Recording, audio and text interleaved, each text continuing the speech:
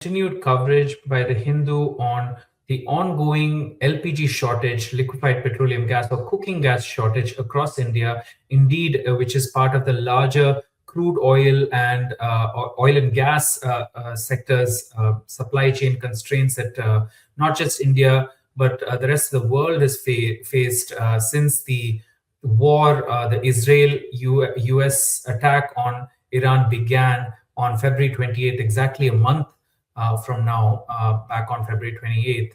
And we're talking to my colleague Preetha, Soundariya Preetha, who's the Chief of Bureau in Coimbatore, who joins us this afternoon. Preetha, thank you so much for Hi. making time. Hi.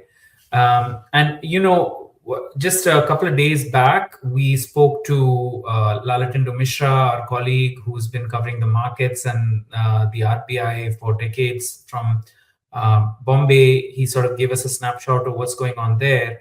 I thought first maybe I can just ask you, Coimbatore is a major industrial hub in the country.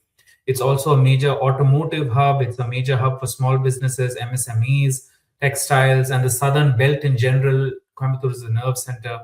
So maybe if you can start with telling us what's going on there, what's the ground situation, and then we can probably, go from there. Yeah. Hi, Kunal. Hi.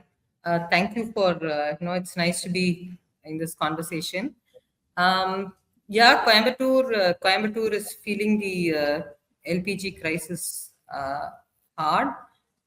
Primarily, when it started, it looked like, it was just the restaurants or hotels that were feeling the pinch. But within a day or two, the actual situation started to unfold. Coimbatore, as you know, Coimbatore and Tirupur, it's a textile hub. So textile processing uses LPG, commercial LPG, and textile, even the garmenting units use for steaming, for ironing the garments, they use energy. They use I boilers see. and yeah. And in Coimbatore, the MSMEs, there are at least 30,000 or 50,000 MSMEs in Coimbatore. And they are all primarily in different forms of engineering activity. They do fabrication, they do welding, foundries. They all use LPG, commercial LPG. Yeah. And so they are facing a crisis because one, the commercial cylinders are not available as if they were available. And also because the costs have shot up 3x or 4x to get an LPG cylinder. So all these units are facing the problem now. Right, right. So, and this has, of course, been a nationwide. And what you alluded to right there is the fact that there's been a Essential Commodities Act invocation, which has said that the supplies of LPGs need to be diverted more to domestic. I mean, entirely to domestic, and then subsequently, the government over the past few weeks has enhanced, or so it says, it has enhanced about 70% to businesses, commercial LPG. So aside from textiles, which you said uses LPG, what are all the other sectors? How much of LPG usage is essential, say, for the automotive sector? It's not like automotive or it's not like that. It's that just that any industry, engineering industry, which works at the basic level, like making of castings and then machining them and welding, gas cutting, fabrication, all of them use LPG. So LPG is part of a regular manufacturing activity in all engineering industries. They can cater to different sectors like automotive or oil and gas or what valve or whatever it is. But the basic engineering industry uses LPG big time. So it's an essential raw material in the assembly line, Correct. you could say. Right. Right. Right. So if it's Right. so essential, how are these companies dealing with the lack of it now? Like what's been happening for the past 4 weeks? Yeah. So initially they all had a few cylinders, one or two cylinders. Then they started getting it in phases. So they sort of slow down activity to manage the LPG availability. And the LPG, the problem now for them is, Kunal, like the costs have gone up. It's, I think one cylinder is available at 7,000, 8,000 rupees. What they used My, to pay less than 2,000, the right, cost has gone up. And interestingly, in Coimbatore, the MSMEs are not exposed to any other form of they don't know what it is to use PNG or CNG. They are not exposed to that, right. so they don't have an alternative now. If I was actually going to, that was my next question to you. The government has been really pushing hard. In fact, almost entirely when since this interministerial briefing that we've all been following in Delhi, which is where the MOPNG, MEA, IB, and the shipping ministry together, they've collectively been pushing this idea that largely not just households but commercial establishments must also switch wherever it's Yeah. possible from LPG to compressed natural gas or natural gas, piped natural gas. How viable is it, say, in Coimbatore or in Tirupur? So Tirupur, they are looking at threefold. They are looking at using coke for some Hmm. activities. They are Hmm. also looking at firewood for some textile processing activities. And Hmm. also they are talking. They went and met the Tamil Nadu Chief Secretary, and they are trying to get CNG connections. I think they feel that Tirupur is largely an export hub, and with the ESG norms of the European Union staring at them, they feel that any investment or switching over to CNG is okay, because that will give them that environmental safeguard when they export to the European Union. Uh, I see. yeah, so Tirupur is willing to invest, and they are willing to switch over to CNG readily. That is Yeah. not the case in Coimbatore. Basically, because Coimbatore is such a cluster that you have so many MSMEs. When I say MSME, they are just one or two rooms, industries which have just one or two rooms and a shed on Like top.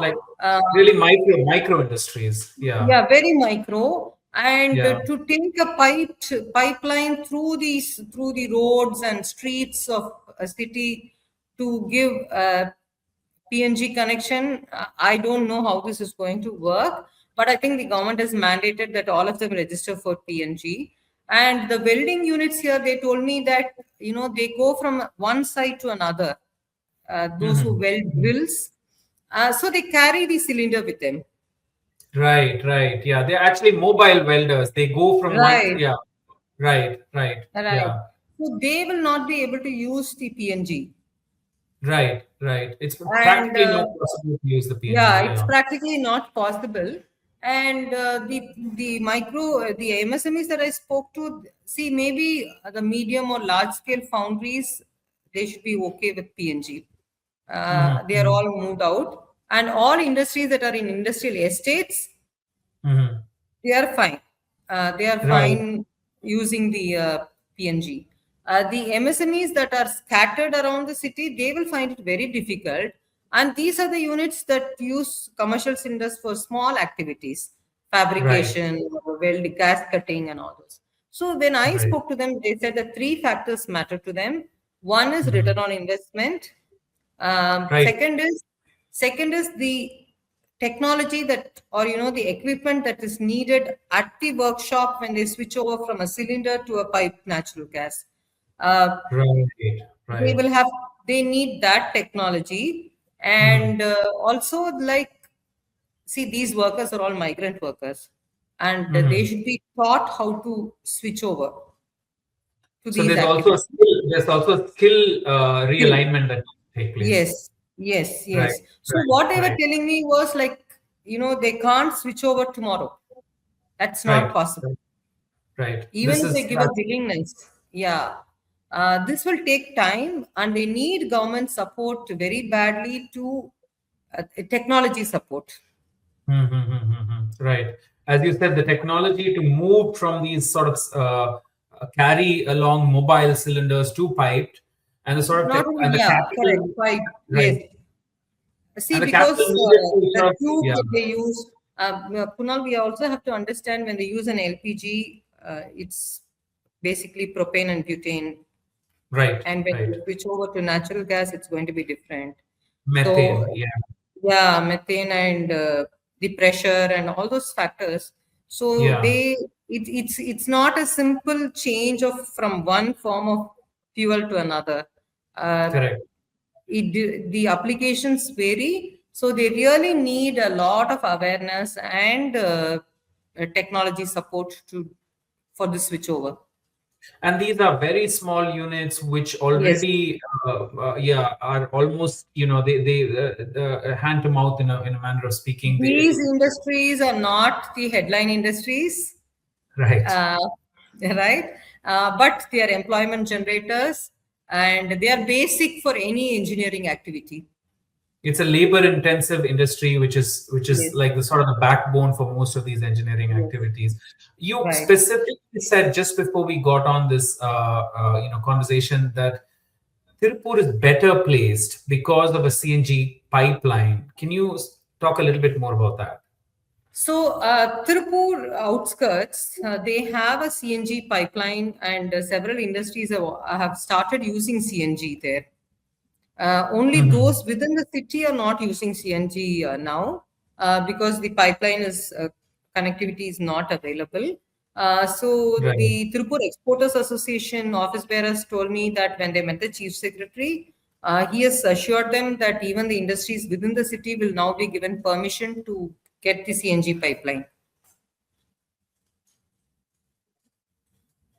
I see. Interesting. So, I mean, regardless of it, even though there is willingness from the government, what is that it's going to the switch is not going to be immediate. It's not as easy. The pipeline infrastructure needs to actually be laid out Yes, across yes, sprawling cities like Coimbatore and Tirupur, which are major industrial hubs. But in the meanwhile, it seems to be like a state of flux. Is that like right, right. a, a fairly good assessment? You would think, right? Yeah. Yeah, true. Because see, right now, any manufacturing activity cannot be stopped immediately, right? So Right. they are sort of juggling with what is available or shifting to that activity, rescheduling it, waiting to get another cylinder. So it's a lot of things that are going on at the factories. And another thing is that it's not just LPG, all of them, the packaging costs have shot up 30% or 20%. Paints, greases, oil that they use, industrial Right. oils, the cost of Right. all these have gone up. So right Right. now, these industries are really clueless on how they're going to manage, whether the customers will pay more for any of these inputs. They're not sure about that. So they are Right. just waiting, and it's a wait and watch situation. Right, right. So in the meanwhile, I think the Hindu, we reported that a few ships are on the way to India. One of them, about five of them are in the Strait of Hormuz. If I can get that particular page, our colleague Kalyana Raman specifically has reported on this aspect of, about five ships on the en route Yes. to to India, and I think all some of them of that, yeah, there it is, and some of them of that particular ships are considered to be LPG ships, five of which are anchored at the Strait of Hormuz, and they're expected to come to India. Hopefully, all of this would probably bring some respite, but in But the I meanwhile, think even in our report we have carried today that uh, if the industries want the 70%, the additional supply from the 20% to 70%, they should register for PNG. right, yes, that has been mandated, which is also part of another Essential Commodities Act sort Yeah, of amendment. so this awareness, I don't think it has trickled down what it means to register Right. for PNG. That has not yet trickled down at the ground level. Right. And I think it's just too much of an early stage. It's so much of it is in a state of flux that Right, we're quite unaware of what's happening. right. But Preetha, thank you so much for trying to make sense of all these developments. And it's always refreshing to have you, because you give such valuable insights, and Thank you. how particularly smaller businesses get affected. Often, as you said, the headline news sort of gets concentrated in the bigger cities. So thanks again, and thank you to our viewers who have joined here. Uh, the Hindu will continue bringing more analysis, insights, and news on the ongoing fuel crisis, both crude oil and liquefied petroleum gas. Stay tuned. Bye for now. Thank you, Kunal. It was a pleasure sharing the inputs to our viewers. Yeah, thank you. Thank you, everyone.